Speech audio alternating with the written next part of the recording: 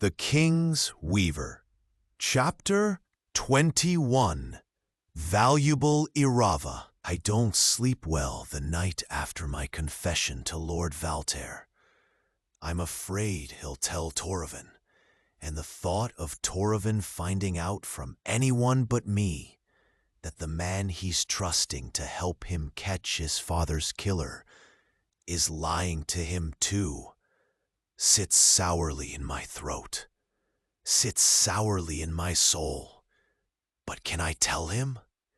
Can I tell him that the man who offered to teach him and all the trust that we'll need is a lie? In the great hall the next morning, the chatter and clatter fades to background noise as I push soggy oats around my bowl. I'm not hungry, and I've only managed to eat a few spoonfuls. Princess Elsira decided to sit with me, and that's making some waves in the nobility around us. And I know I should be paying attention. Everything in me knows that. But it's just buzzing in my ears. All I can think about is him, Torvan. He's at the high table, and I've been doing my best not to look at him. Because I know there's speculation now. There's always speculation in a court. He sought me out yesterday, at my own quarters, at Caleb's quarters. No, he didn't go into my room, but that's hardly the point. I feel the weight of his gaze before I see it. That prickle on the back of my neck, the tightness in my chest. I look up, and his gray-green eyes catch prom mine, freezing me in place, my spoon halfway to my mouth. The furrow between his brows smooths ever so slightly. The corner of his mouth twitches up for a heartbeat before his face closes off again. My heart stutters out of rhythm. Was that a smile? Here? For me? For Caleb? Some of what Elsira's been saying catches up to me. She's been saying he actually looks happy this morning, and she hasn't seen him that way in months.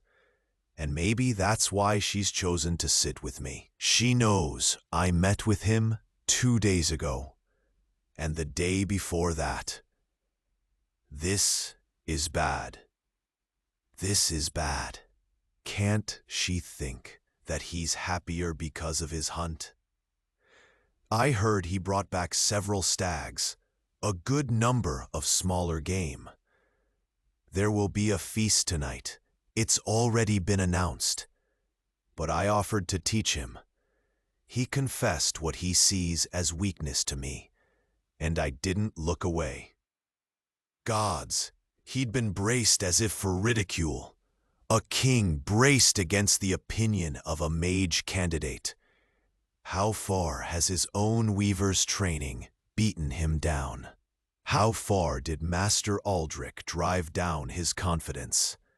If Torvan's happier because of me, it's because of the illusion of the man I've created, and guilt squirms in my gut. I wanted to uncover the truth, not twist it further. But the more time we spend together, the more entangled we become, and I don't know how to get out of this mess. I don't know if I truly want to. Caleb, are you listening? Elsira asks, annoyance coloring her tone. I said Nikolai told me he's planning to restore his reputation. Another demonstration of some sort. I expect that will go better than his first demonstration, but I would like, please, for you to keep a watch, Caleb, to keep him safe. I don't always think he knows his limits.